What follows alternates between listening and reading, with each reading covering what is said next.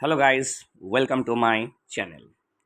आज आप लोगों के बीच में क्लास 12 का फिजिक्स का प्रथम टॉपिक इलेक्ट्रोस्टैटिक्स के बारे में कुछ बातें आप लोगों को मैं बताने जा रहा हूं। बहुत ही इंपॉर्टेंट वीडियो को अंत तक देखिए और समझिए कि क्या है, और जुड़े रहिए। प्रतिदिन आपको वीडियो मिलते जाएगा। जैसे आप जानते हैं, इलेक्ट्रोस्टैटिक्स जिसे हिंदी में कहते हैं स्थिर वैद्युतिकी कि भौतिक विज्ञान की वह शाखा जिसके अंतर्गत आवेशों की स्थिर अवस्था के बारे में अध्ययन करते हैं, उसी ब्रांच को इलेक्ट्रोस्टैटिक्स कहते हैं। अर्थात एक ऐसा ब्रांच जिसमें आवेश गति नहीं करेगा, आवेश के स्थिर अवस्था के बारे में अध्ययन करेंगे।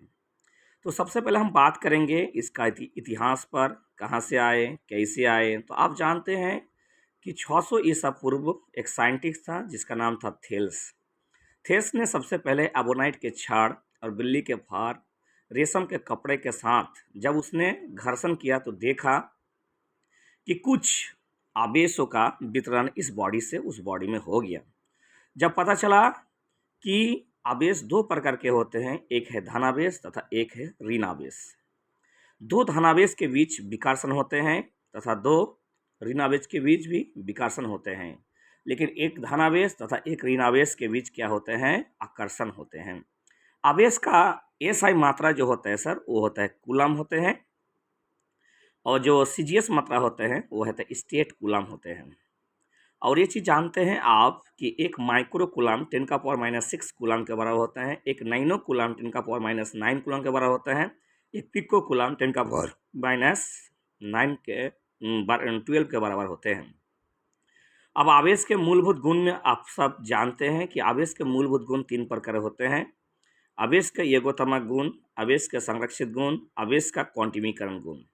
आवेश का योगोत्तमक गुण के अनुसार अगर देखोगे कि द्रव्यमान के भांति आवेश एक अदिश राशि है, इसलिए इसे आसानी साधारण विधि से आप जोड़ सकते हैं, जिसमें Q1, Q2, Q3 कोई भी आवेश अगर रहेगा तो उसे आराम से आसानी से आप जोड़ सकते हैं। आवेश का क्वांटमीकरण में कहते हैं इस दुनिया में, इस प्रकृति में दिए गए आवेश इसके मूल आवेश के प्लस माइनस क्यू के बराबर होते हैं। अर्थात आवेश कभी भी आधा, सवा, पौने, डेढ़ नहीं होता है। आवेश हमेशा क्या होता है? पूरा पूरा होता है। इस गुण को आवेश का क्वांटमीकरण कहते हैं। और आवेश का संरक्षित गुण होता है कि किसी भी निकाय का कुल आवेश हमेशा के लिए संरक्षित रहते हैं। ना तो उसको आप बना सकते हैं, ना ही उसको आप बर्बाद कर सकते हैं, बल्कि उसे एक बॉडी से दूसरे बॉडी में ट्रांसफर कर सकते हैं। आप जो स्क्रीन के सामने देख रहे हैं आप, कूलम का नियम जो बहुत इंपॉर्टेंट है कि कूलम का नियम क्या है? दो बिंदु आवेश के मध्य लगने वाला बल का व्यंजक ज्ञात करें। तो कहते हैं सन 1785 में कूलम ने दो बिंदु के मध्य लगने वाले आकर्षण व प्रतिकर्षण बल के मध्य संबंध व्यक्त कर एक नियम दिया, जिसे कूलम का नियम कहते हैं। इस नियम के अनुसार दो बिंदु आवेशों के मध्य लगने वाला बल, आकर्षण प्रतिकर्षण बल, उन दोनों आवेशों के परिमाण के गुणनफल के समानुपाती तथा उसके बीच की दूरी के वर्ग के व्युत्क्रमानुपाती होते हैं। अर्थात दोनों आवेशों के गुणनफल के समानुपाती। आवेश बढ़ेगा तो फोर्स बढ़ेगा, आवेश घटेगा तो फोर्स भी घटेगा।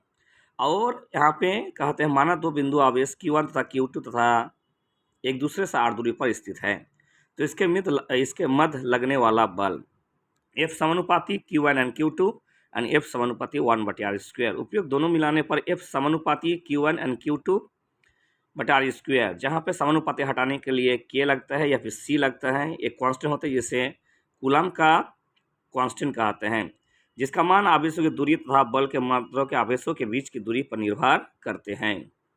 अगला देखते हैं हम लोग। इसी में कहते हैं एसआई पद्धति में C बराबर होता है सर 1/4 ऑप्शन एस नोट, अर्थात F बराबर 1/4 option note Q1 Q2/r² Newton. CGS पद्धति C1 माना डायन होता है, ठीक है। इसे ही कहते हैं कूलम का नियम, यानी F बराबर 1/4 option S note Q1 Q2/r²। तो इसे कहते हैं सर कूलम का नियम। तो आज आप लोग के बीच कूलम का नियम, कल हम लोग इसके बाद आगे का वीडियो आप लोग के समक्ष बना के लाएंगे। धन्यवाद। चैनल को सब्सक्राइब करें, लाइक शेयर करना ना भूलें।